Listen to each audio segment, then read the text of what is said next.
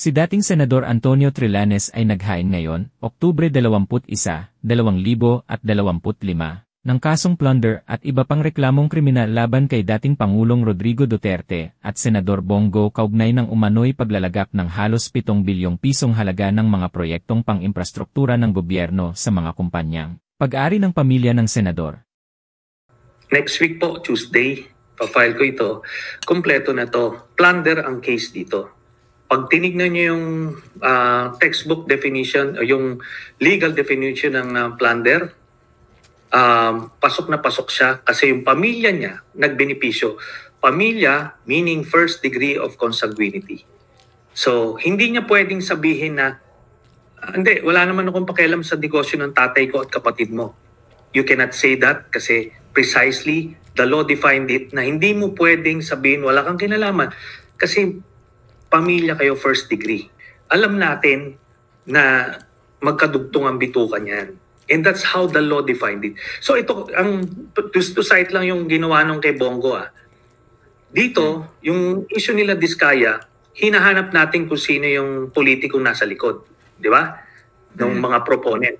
Ito, tatay na at saka kapatid nung special assistant to the president, ang nag-award nung total value nito lahat is 7 billion pesos.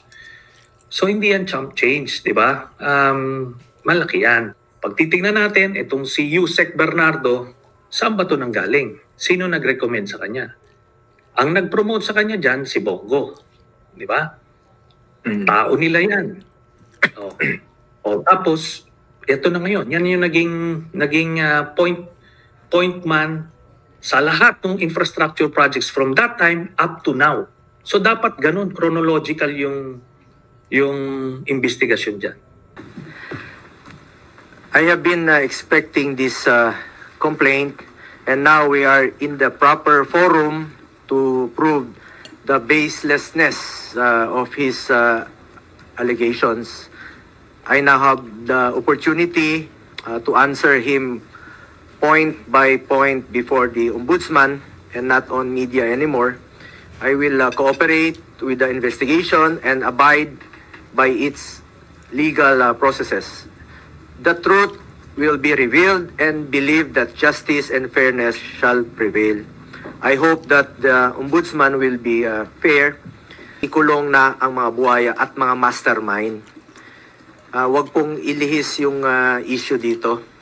Tumbukin po yung dapat tumbukin. Napapansin ko parang naiba na po ang narrative. Parang meron ng script, no? Na sinusunod o playbook. As a Filipino,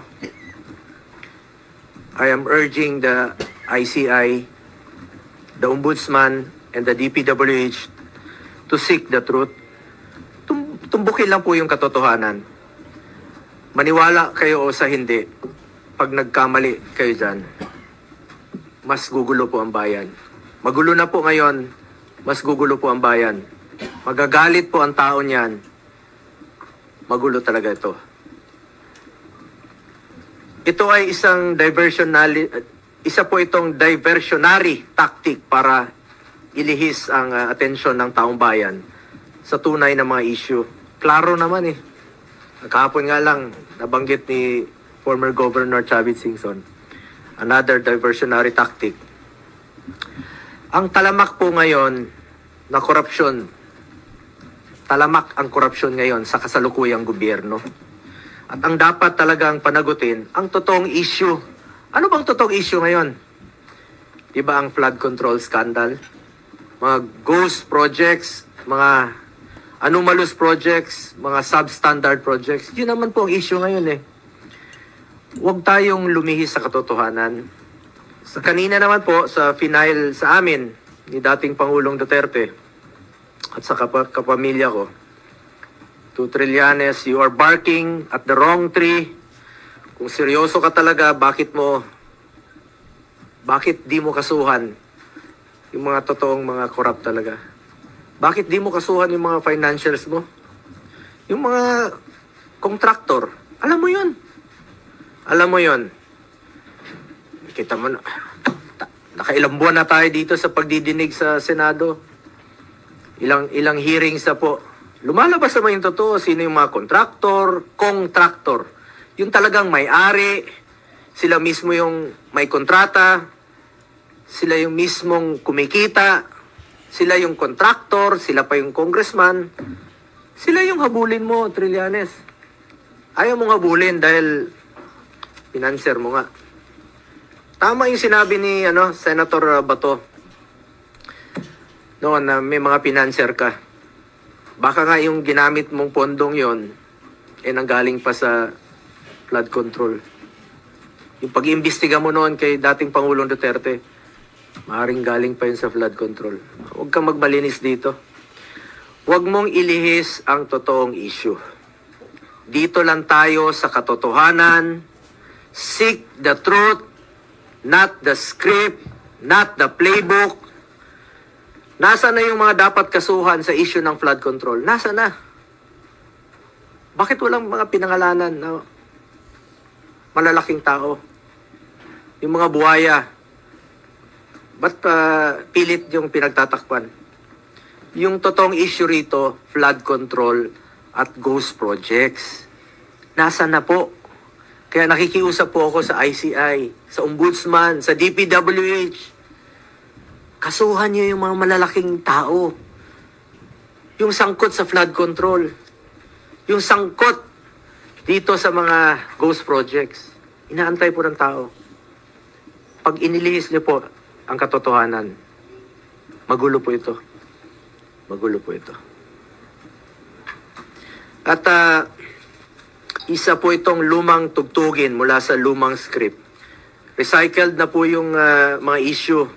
Pilit binubuhay para lang mapinturahan po ako ng maitim para siya po ang magmukhang maputi. My conscience is clear. Unlike him, panlabas o panloob, pati konsensya niya madumi. Tingnan niyo lang po kung hindi ba recycled ito. Rehash. 2018, September of 2018.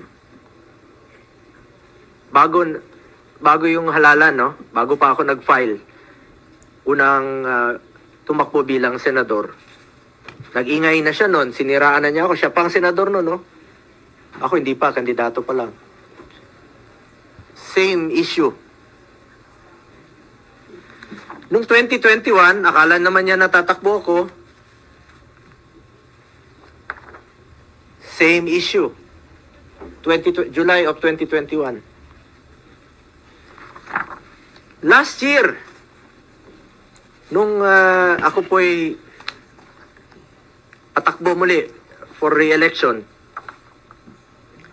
July 6 of 2024. Same issue, same.